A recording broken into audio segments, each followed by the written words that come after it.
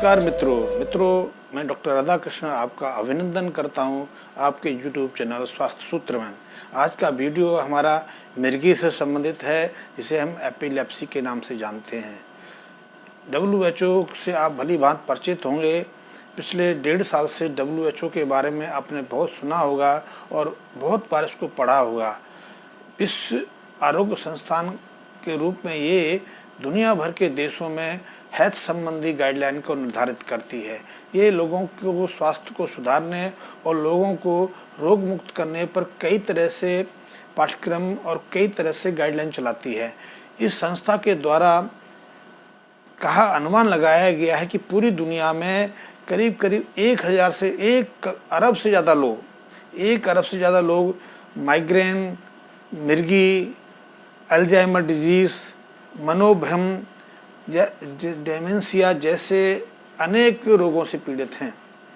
भारत में भी यदि हम बात करें तो मिर्गी से संबंधित करीब 1.5 करोड़ से ज़्यादा रोगी हैं। इनमें स्त्री पुरुष दोनों हैं, शहर और ग्रामीण क्षेत्र दोनों संबंधित हैं। यद्यपि मिर्गी नामक ये रोग पुरुषों में स्त्रियों के तुलना में 2 गुना ज़्यादा होता है और इसके पीछे एक कारण है कि आदमी मनोभ्रम में जीता है, द्वंद्व में जीता है, तर्क के साथ जीता है, भावनात्मक रूप से थोड़ा कम संवेदनशील होता है। स्त्रियां इसके तुलना में भावनात्मक रूप से ज़्यादा लगाव रखती हैं। इसलिए स्त्रियां जब कभी द्वंद्व में फंसती हैं, उन्हें कहीं 2 स्थितियों में अंतर करना होता है तो वो जो सहनता से इसको सहन कर लेती हैं। इसके विपरीत पुरुष जब द्वंद्व में फंसता है, कहीं मानसिक आघात की स्थिति में जाता है तो उसके लिए उस आघात से उबरना थोड़ा मुश्किल होता है। इसलिए उनमें कितनी बार मिर्गी जैसे दौरे पड़ने की संभावना बढ़ जाती है और मिर्गी को दौरों का रोग ही कहा जाता है। मिर्गी को जब हमारे देश में आधुनिक चिकित्सा सुविधाएं नहीं थीं, आधुनिक डॉक्टर्स नहीं थे, तो मिर्गी जैसे रोग को अपस्मार के रूप में जानते थे। अपर मास्मा का अर्थ ही है कि अपने को, अपनी शुद्ध बुद्ध को अपने को थोड़ी देर के लिए भूल जाना। मिर्गी के दौरान भी देखा जाता है कि व्यक्ति अनायास कहीं भी खड़ा हुआ, बाजार में, सड़क पर, रेलवे का या बस का इंतज़ार करते करते अचानक स्तंभ सा रह जाता है। आपने बचपन में कई बार स्टैचू खेला होगा। जैसे स्टैचू में एक मित्र दूसरे मित्र को स्टैचू कह के उसको एक मूर्ति नुमा संरचना में खड़ा कर देता है। ठीक यही स्थिति अपस्मार के रोगी की रहती है और यही स्थिति हमें मिर्गी के रोगों में देखी जाती है। मिर्गी का रोगी भी कहीं भी खड़ा हुआ अचानक बेहोशी की स्थिति में चला जाता है। शुरू में उसके मुंह से झाग निकलते हैं, फिर उसके दांत भिजते हैं, शरीर ऐंठने लग जाता है, इसलिए इसे सीजर का रोग भी कहते हैं। उसके बाद अचानक वो सुध-बुध खोने लगता है और आंखें खुली रख के एकाएक लुढ़क कर ज़मीन पर लेट जाता है। कई बार ऐसी लेटने की स्थिति में उसके सिर पर चोट आ जाती है। यदि वो आगे की तरफ गिरता है तो नाक और ठोड़ी में चोट आ जाती है, खून भी निकल आता है। ये एक गंभीर अवस्था है। ऐसे रोगी शारीरिक रूप से भी ज़्यादा सबल नहीं होते हैं, निर्बल रहते हैं, बीमार रहते हैं। इसलिए जब भी कोई व्यक्ति बार बार मिर्गी के दौरों का सामना करता है तो उसका चेहरा भी थोड़ा पीला पड़ने लगता है और शरीर दुर्बल हो जाता है। ये एक गंभीर अवस्था है। हमारे देश में भी इसके 1.5 करोड़ से ज़्यादा रोगी हैं। जब ये रोग लड़कियों को परेशान करता है तो उनके वैवाहिक संबंध में भी परेशानी आती है।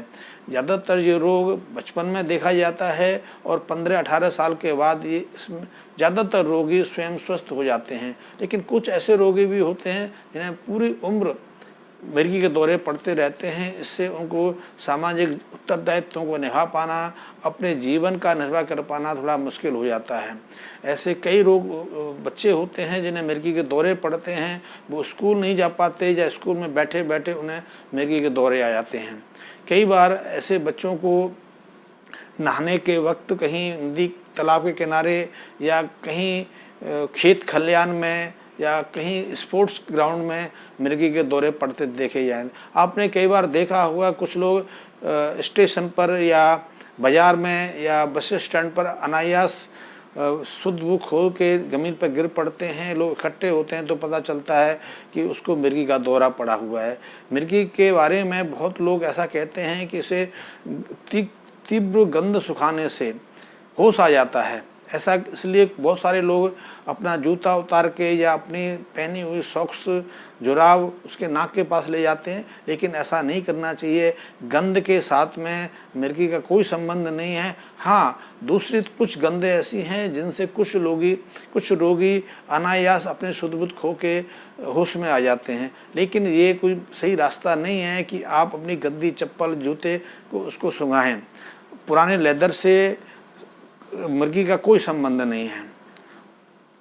एक चीज़ और आपने देखी होगी कि मिर्गी के साथ में एक आपने और चीज़ देखी होगी कि बहुत सारे लोग ऐसे होते हैं जिन्हें निदान नहीं हो पाता कि वो मिर्गी से पीड़ित हैं, क्योंकि उनमें मिर्गी के बहुत जो दौरे होते हैं क्षणिक अवधि के लिए होते हैं, ज़्यादा गंभीर नहीं होते, ज़्यादा सहज होते हैं। ऐसे रोगी जब बार बार अचेतना की अवस्था में जाते हैं, किसी डॉक्टर से कंसल्ट करते हैं, तो डॉक्टर भी ज़्यादा गंभीरता से उन दौरों को नहीं लेता और उन्हें सामान्य खून की कमी या मानसिक तनाव बता के इग्नोर कर देता है। इसलिए घर परिवार में भी ऐसे बहुत सारे रोगी होते हैं जो दिन को मिर्गी की प्रारंभिक अवस्था के दौरे तो अवश्य पड़ते हैं, लेकिन घर वाले भी उनकी स्थिति पर ज़्यादा ध्यान नहीं देते। ये एक गंभीर अवस्था है, क्योंकि आगे चलकर ऐसे रोगियों को अनायास गंभीर अवस्था का सामना करना पड़ता है। ज़्यादातर जो मिर्गी के रोगी होते हैं उन्हें दो समूह में बांटा जाता है। एक मेजर मिर्गी के दौरे होते हैं, एक माइनर होते हैं। मेजर को कई बार हम ग्रांड मल एपिलेप्सी कहते हैं। इनमें दौरा ज़्यादा गंभीर होता है और चोट लगने की संभावना भी इसी अवस्था में ज़्यादा रहती है। कई बार रोगी की जीभ दांतों के बीच फंस जाती है तो जीभ कट भी जाती है और जीभ से कई बार खून भी निकलने लगता है। ज़्यादातर मिर्गी के रोगी ऐसे होते हैं जिनमें हल्के दौरे कुछ सेकंड के लिए या एक आध मिनट के लिए आते हैं और वो स्वतः होश में भी आ जाता है। मिर्गी के रोगों में एक चीज़ देखी जाती है कि जब रोगी को कुछ दिनों के बाद बार बार मिर्गी के दौरे पड़ते हैं तो उसकी अवस्था थोड़ी गंभीर रहती है, लेकिन ऐसे भी बहुत सारे रोगी हैं जिनको साल में एक दो बार ही मिर्गी का दौरा पड़ता है, या जिन स्त्रियों को मिर्गी के दौरे बचपन में पड़ते रहे बाद में ठीक हो जाते हैं, लेकिन जब वो गर्भ धारण करती हैं तो गर्भावस्था में जाके अनायास उनको मिर्गी की संभावना हो जाती है, जो गर्भावस्था से लेकर पूरे 9 महीने की अवधि तक और प्रसव के दौरान भी उन्हें कई तरह की जटिलताओं में घेर देती है और इससे उनको अनायास कुछ परेशानियों का सामना करना पड़ता है। कुछ ऐसे बच्चे भी होते हैं जो बचपन में मिर्गी के दौरे से पीड़ित रहे होते हैं, फिर वो ठीक भी हो जाते हैं, लेकिन जब वो किसी स्पोर्ट्स में भाग लेते हैं या किसी स्पोर्ट स्टेडियम में मैच देखने के लिए जाते हैं या किसी फिल्म के दौरान थिएटर में बैठे होते हैं और उनके सामने कुछ जब ऐसा कोई दृश्य आता है या ऐसी स्थिति उत्पन्न होती है या अनायास उनका रोमांस बढ़ता है तो अचानक वो बेहोश होकर गिर पड़ते हैं। ये भी मिर्गी के अंतर्गत आता है।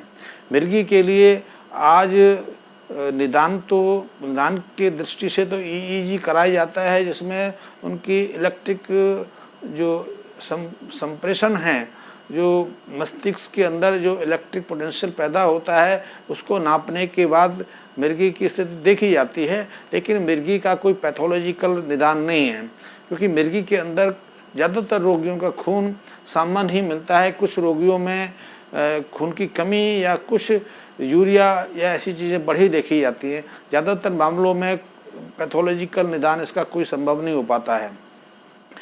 लेकिन आधुनिक चिकित्सा विज्ञान ने मिर्गी के उपाय में काफ़ी प्रगति की है और कई तरह की दवाइयाँ उन्होंने खोजी हैं, उन दवाओं को 3 से 5 साल तक निरंतर लेना पड़ता है और कई स्थितियों में तो पूरी उम्र ही ऐसी दवाइयों का सेवन करना पड़ता है। फिनाबार्बिटोन आपने सुना होगा, ये दवाई बहुत प्रचलित है, पिछले 50-60 साल से इसका प्रयोग कर रहे हैं। जब ये मिर्गी के साथ सीजर यानी शरीर की ऐंठन में भी प्रयोग की जाती है। लेकिन देखने में आया है और मेरे निजी अध्ययन भी हैं, कुछ प्राचीन चिकित्सा पद्धतियों में ये मान्यता भी रही है कि यदि एक व्यक्ति तनाव रहित रहे, खान पीन का अच्छा ध्यान रखे, मांसाहार का सेवन कम करे और अंडों के सेवन से दूर रहे, क्योंकि अंडे को जब आप आमलेट में कन्वर्ट करते हैं, आमलेट बनाते हैं, तो उसमें विशेष गंध पैदा होती है जो बहुत सारे बच्चों में मिर्गी की स्थिति पैदा कर देती है। इसलिए यदि अंडे का सेवन नहीं करेंगे तो आप मिर्गी से बचे रह सकते हैं। अंडों की जगह यदि आप फल फ्रूट हरी सब्जियों का सेवन करेंगे तो ये आपके लिए ज़्यादा महत्वपूर्ण है। आधुनिक कुछ खोजों से पता चला है कि देसी गाय के दूध और घी में ऐसे रसायन हैं जो व्यक्ति के मस्तिष्क को ज़्यादा स्वस्थ रखते हैं और उन बच्चों को मिर्गी जैसे घातक रोगों से बचाए रखते हैं। इसलिए आयुर्वेद की पुरानी परंपरा है कि बच्चों को बचपन से ही घी दूध का ज़्यादा सेवन कराना चाहिए। घी के साथ उन्हें शक्कर का प्रयोग करना चाहिए, बादाम देना चाहिए, काली मिर्च देनी चाहिए। इससे उनका मस्तिष्क पूरी तरह विकसित हो सके और मिर्गी या फिट्स जैसी संभावनाओं से स्वयं को बचा सके। वैसे भी कुछ परीक्षणों से पता चला है कि गाय के दूध या घी में सेरेब्रोसाइड नामक एक तत्व रहता है जो मस्तिष्कीय विकास में बहुत महत्वपूर्ण भूमिका निभाता है। इसलिए यदि जिन लोगों को मिर्गी के हल्के दौरे पड़ते हैं या जो अभी गंभीर अवस्था के रोगी नहीं हैं, उन्हें हम दूध में घी का प्रयोग करा सकते हैं। या जिन लोग गंभीर रूप से मिर्गी के रोगी हैं, उन्हें यदि आप मालकंगनी की तेल की 2 या 3 बूंदें 1 गिलास दूध में 2 चम्मच घी के साथ प्रयोग कराएंगे तो उनके लिए मिर्गी की ये दिव्य औषधि सिद्ध हो जाती है। इसी तरह आप दूध के साथ में मंडूक पर्णी एक हर्बल आती है, मंडूक पर्णी का 2-2 चम्मच पाउडर आप दूध के साथ सेवन कराएंगे तो ये मिर्गी के रोगियों के लिए एक दिव्य औषधि बन जाती है। इसी तरह आयुर्वेद में कई तरल या सिरप मिलते हैं, जैसे कि ब्रह्मी रसायन है। ब्रह्मी रसायन का प्रयोग भी एपिलेप्सी के मरीज कर सकते हैं। इसी तरह सारस्वत अरस्ट का नाम से एक तरल लिक्विड आता है आयुर्वेद में, आप उसका भी सेवन करा सकते हैं। ब्रह्मी रसायन के साथ भी संयुक्त रूप में से प्रयोग करा सकते हैं। इसके अलावा अश्वगंधा रिष्ट भी आता है। अश्वगंधा रिष्ट को भी इन दोनों रिष्टों के साथ में संयुक्त रूप से आप प्रयोग करा सकते हैं। ये भी मिर्गी के रोगियों के लिए बहुत अतुलनीय और बहुत चमत्कारिक सिद्ध होते हैं। इसी तरह पुरानी परंपरा है, मैंने खुद भी देखा है, पहाड़ों में जो लोग रहते हैं उनमें मिर्गी के दौरे नाम मात्र देखे जाते हैं। वहाँ शहरी या हमारे अपने क्षेत्रों की तुलना में 0.1% मिर्गी के रोगी देखे गए हैं। उसका कारण है कि वो लोग पहाड़ों के रहने वाले लोग या तो कुट्टू का हलवा खाते हैं या कोदों का हलवा बना के खाते हैं। उनके लिए मंडुआ का हलवा भी उनको एपिलेप्सी से बचाने में, एपिलेप्सी से दूर रखने में और एपिलेप्सी से स्वस्थ होने में मददगार बनता है। ऐसे अवस्था में आप मंडुआ के आटे को देसी गाय के घी में भून के हलवा बना के सेवन करा सकते हैं। इसी तरह कुट्टू के आटे का हलवा प्रयोग कर सकते हैं या आप कोदों का प्रयोग कर सकते हैं। ये भी आपके लिए औषधि से ज़्यादा मूल्यवान सिद्ध होते हैं, क्योंकि इनसे शरीर भी स्वस्थ होता है, शरीर के अंदर पोषक तत्व भी अतिरिक्त जाते हैं, खून की कमी भी पूरी होती है, प्रोटीन का अभाव पूरा होता है और एपिलेप्सी जैसी रोगों से भी मुक्ति मिलती है। ये दिमाग के लिए भी बहुत महत्वपूर्ण साबित होते हैं। तो जो लोग मिर्गी जैसी व्याधि से पीड़ित हैं उनके लिए कुटकी या कुट्टू या फिर हम कहें मंडुआ बहुत अतुलनीय है। इनका हलवा प्रयोग करना बहुत मूल्यवान है। एक हमारी आदत रही है कि कुछ सालों से हमने दूध पीना छोड़ दिया है या डेयरी का दूध इस्तेमाल करना शुरू कर दिया है। ये दोनों ही चीज़ें खतरनाक हैं। हमें दूध अवश्य प्रयोग करना चाहिए और डेयरी के दूध से हमें बच के रहना चाहिए, क्योंकि डेयरी के दूध में उसको पैक करने तक कई तरह के रसायन मिलाए जाते हैं, चाहे वो प्रिजर्वेटिव के रूप में हो, चाहे वो गंध के रूप में, गंध को मिटाने के रूप में हो, या उसका स्वाद बढ़ाने के रूप में हो। ये हमारे शरीर के अंदर कई तरह के विषाक्त प्रभाव डालते हैं। इसलिए इनसे बचने के लिए सबसे अच्छा रास्ता है कि हम ताज़ा दूध पिएं, अपने घर का दूध पिएं, या अपने आसपास के जो लोग गाय भैंस रखते हैं उनका दूध का सेवन करें। ये आपके लिए बहुत महत्वपूर्ण है। हम बच्चों को बचपन में आपने देखा होगा 25-30 साल पहले तक हम बच्चों को, जब हम बच्चे थे तब भी और बच्चों को भी मक्खन का प्रयोग बहुत कराते थे। मक्खन के प्रयोग के कराने के साथ हम मक्खन पर बूरा डाल के और रोटी पर रख के प्रयोग करते थे। बाजरे की रोटी पर मक्खन डाल के और बूरा छिड़क के खाने से भी मिर्गी से मुक्ति मिलती है, और मिर्गी जिनको है वो उससे ठीक होते हैं, और ऐसे ठीक होते हैं कि दोबारा जीवन में कई मिर्गी आती नहीं है। आधुनिक दवाओं से तो 40 से 50% रोगियों को दोबारा दौरे पड़ने की स्थितियां बनी रहती हैं, लेकिन ऐसे ये सहज सामान्य उपाय हैं, इनको अपनाने से हमें मिर्गी जैसी रोगों से भी स्थायी रूप से मुक्ति मिलती है। इसलिए मेरा अनुरोध है कि आप जो हमारे पुरानी परंपराएं रही हैं, पुराने खान पीन की आदतें रही हैं, पुराने रीति रिवाज रहे हैं, उनमें विज्ञान ढूंढें, आप उसमें खुद प्रयोग करें, अनुभव करें, और जब भी आपको उसमें प्रमाणित सत्य आए दूसरों को बताएं, जिससे कि हम एक सभ्य और स्वस्थ समाज का सृजन कर सकें। ये हमारे लिए बहुत महत्वपूर्ण है। मैंने आज मिर्गी के बारे में थोड़ी संक्षिप्त रूप में जानकारी दी है। आगे को मैं चाहूँगा कि इसके बारे में और विस्तृत आपको जानकारी दूँ, और इसलिए मेरा आपसे कहना है कि जो मैं आपको बताता हूँ आप उनको सुन के छोड़े ना, आप उनमें से 1-2 प्रयोग करके देखें।